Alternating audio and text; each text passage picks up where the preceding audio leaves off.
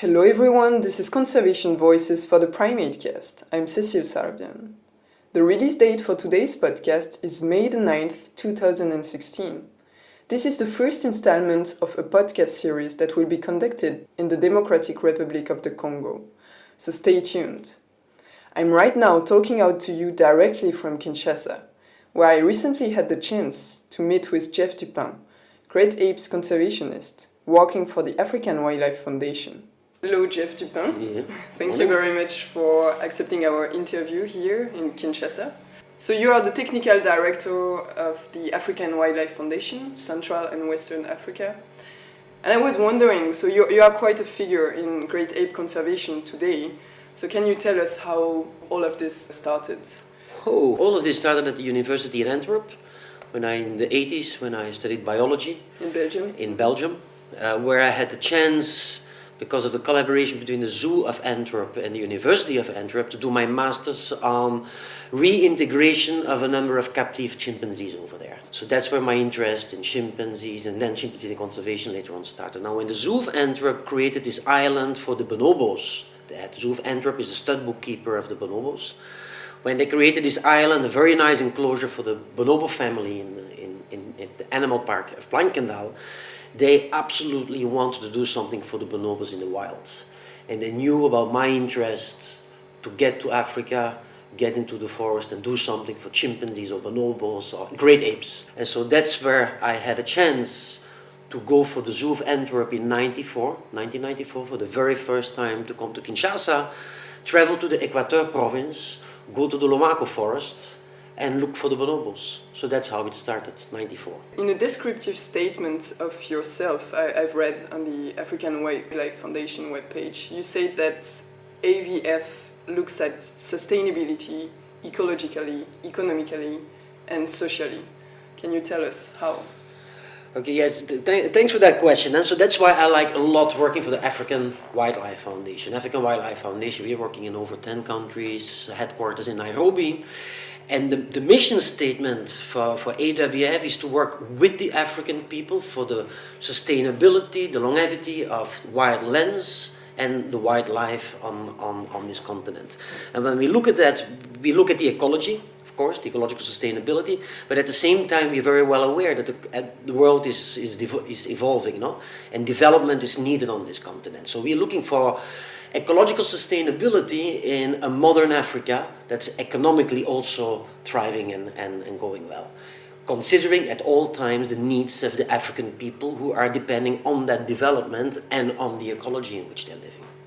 So that's why with AWF, those are the three things we look. We look at the ecology, we look at the economics, and then the social aspect of the work we're doing. So which different projects are you involved in? Well, me, I started for AWF in 2004 for this program. The AWF won a bid from the USAID Central African Regional Program for the Environment to do this landscape program in Maringa, Lopori, Wamba, which is in the Equateur province around the Lomako forest, which was focused on land use planning in an area of 70,000 square kilometers.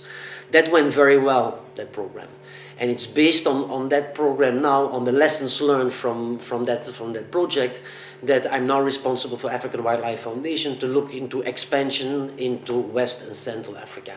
Where else can we apply the lessons learned from Maringa, Lopori, Wamba to contribute to this sustainability in, like I said, economic, ecological, and for the people.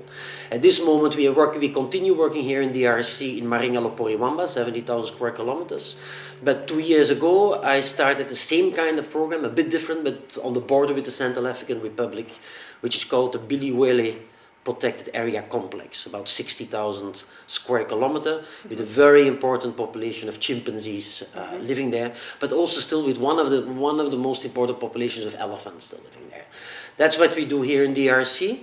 We also started 2 years ago, same kind of approach in Cameroon, but there around the Ja Faunal Reserve, 5,000 square kilometer, World Heritage Site, chimpanzees, gorillas, forest elephants, and a lot of poaching happening. The Ja Faunal Reserve, and we do exactly the same in Cameroon, also in the Campoman National Park. Gorillas, chimpanzees, elephants, pressure from development programs around, whether this is mining, dam building, agro-industry, etc. So there we also work in Cameroon. Those are the two programs in Cameroon, and we are looking into involvement in Senegal also, that chimpanzee population living on the southeastern border between Senegal and Guinea. How is the work conducted on the ground? So you go to those places, you discuss with the local people, you conduct transects. I don't know, I've heard of some of your crazy walks into the forest, but so concretely, how is it done? The approach I use in identification of places where we get involved with African Wildlife Foundation is that now I do first my desktop study. No? I look in literature and I read and I try to understand who is doing what and where are the needs, where are the threats. So it's my job to identify priority populations of apes on the continent and do a profiling of the area, do a mapping of who are the people already working there, get in touch with them and talk with them, talk with the government, talk with the conservationists, talk with the local NGO. And in the end, if people are interested to understand whether we can work together, then I go on site, the scoping.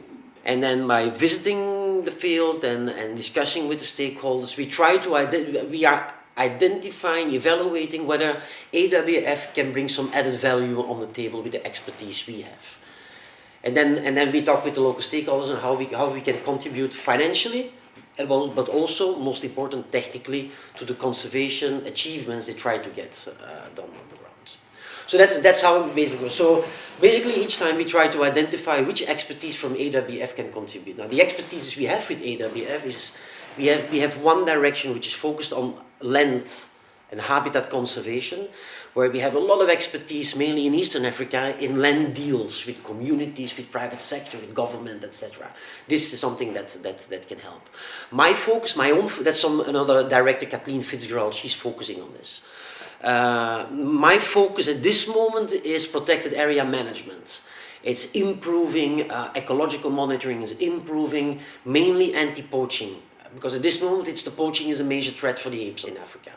So it's helping the authorities of a protected area or an NGO, or the local community, to use in a better way the new technologies to mitigate the threat from poaching.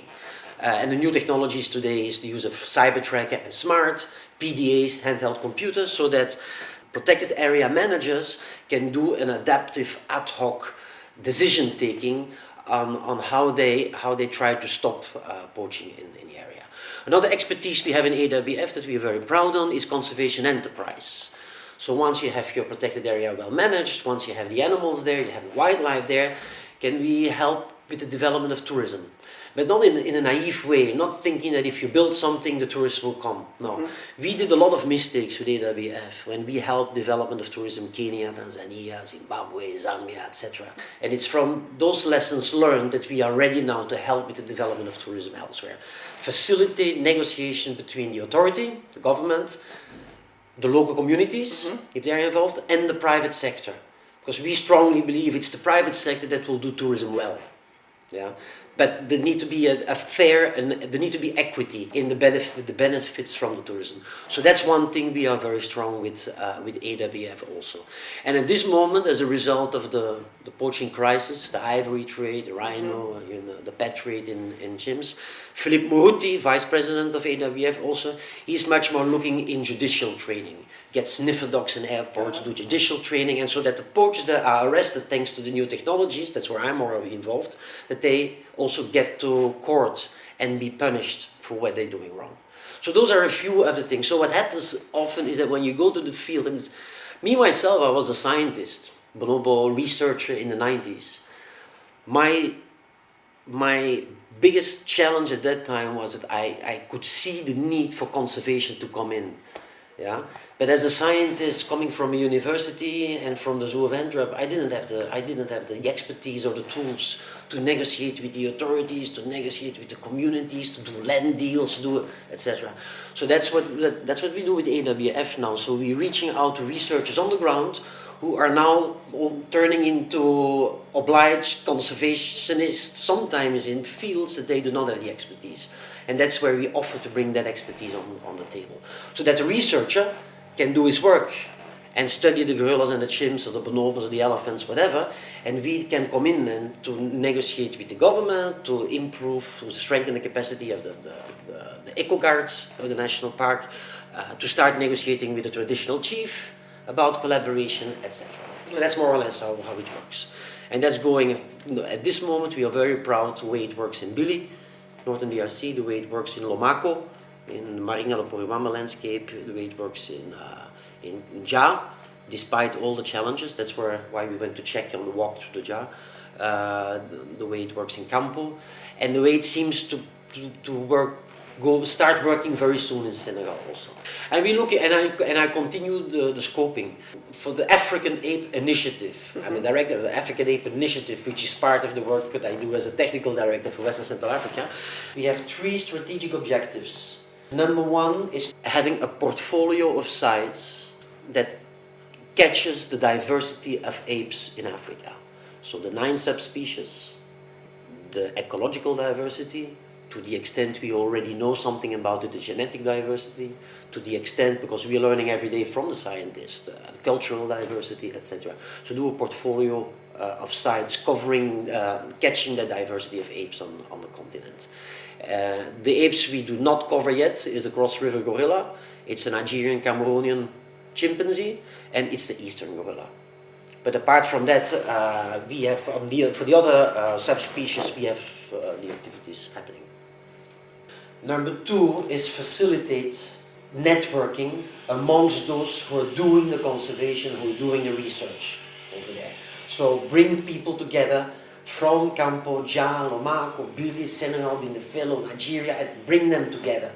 Because what we see very often is that people like me, we travel like all the time from one side to the other, but the people working on the sites themselves, they do not know what the others are doing. They can hear from me, I will tell them, yeah, in Lomako we do it like this. That's not the best way. It's much more productive if you bring the people from Lomako together with the conservationists from Ja, together with the practitioner from Campo, and put them around the table and let them discuss amongst them. So that's the facilitation we're doing. And then the 3rd strategic objective is what I call the development of an African ape conservation tool package. So there are a number of things we're looking at, and that I want to contribute to the development of those tools so that they can be used in a more effective way for conservation. If you ask me the tools that we're looking at now, it's the Cybertracker Smart, the new technologies. How can this be used to do better anti-poaching? Like because you're thinking of drones or the drones, kind of it's the next step. Mm-hmm. In Billy is 50%, more or less. It's like 50% for it's transition from forest to savanna, and the northern band of the Billy area on which we're focusing is savanna, with LRA movement, with some kind of rebel movement. Not always the most safest areas to walk around as rangers on the ground. So there we are probably next year in partnership with the University of Maryland and the University researchers. We're going to try to set up the use of drones, but do an integration of Cybertracker and Smart in the drones and see how far we can get. So it's the development of new tools. It's the innovative use of tools that exist. We don't develop the drone, but we want to use the drone in the best way. We don't develop the Cybertracker, we want to use Cybertracker and Smart in the best way for improved management. So that's one of the tools. Another one I like a lot, and that's a special Janet Nakoni from the University of Maryland who is working on that, is do the spatial modeling to identify where there might be the priority population where you have to go and look at. With all the data that are now available in the APES database, Jalmar Kuhl is also one of the guys who's working on this. And so that if you can contribute in one way or the other, I think it's very important work that they are doing. So you come from a scientific background, you somehow decided to leave maybe an academic career and to come more into conservation activism. So how do you think we can maybe reconcile scientists and conservation activists? What are your perspectives on that? That's a very good question, and I should show you the AWF strategy vision for the continent over the next decennia. And in that vision, our CEO, Patrick Bergin, also states that we as an NGO, we are conservationists, but we have to bridge the gap between the conservationists and the scientists. Yeah. There is a gap. And so what we try to do, what I always try to do, is look for the researchers that can help learning us how to do better conservation. And so one of the initiatives I like that started last year, that I like a lot, is this creation of the African Primatological Consortium, where it is supported by the Japanese researchers, Takeshi Furuichi, Professor Matsuzawa, and others. They're all involved in this. But the idea there is at least African primatologists bring them together. And what I hope to do with our organization, with African Wildlife Foundation, is bring the African ape conservation practitioners also on that table. So that if we have the APC conference, like in Kampala in December last year, that there are presentations from scientists, ape scientists, conservation scientists, ape conservation scientists, and ape conservation practitioners from the field, that they also present the work they do. And then we hope that there will be lessons learned and partnerships between them. And this coming November, Jef Dupain will be at the Primate Research Institute in Inuyama, Japan, for a 2-week workshop bringing together African primatologists and African ape conservation practitioners to make them learn from each other. As for the last bit of this interview, I leave it out to Dupain's statement on empowering local conservationists in Africa. For me, the focus is on get these people out of isolation. When I travel around, I see so many people working hard, trying to get somewhere, no? Mm-hmm. But they're still with a paper notebook and without a phone, in the forest, and with a very low salary, and they are the ones that have to protect against well-organized, well-equipped poachers that have to rayas. Mm-hmm. So that's my main statement each time, again and again. If we want to reach results, we have to create the environment for those people on the ground, because there are a lot of Africans in those protected areas that are willing to take high risk for a better future of that forest and for themselves.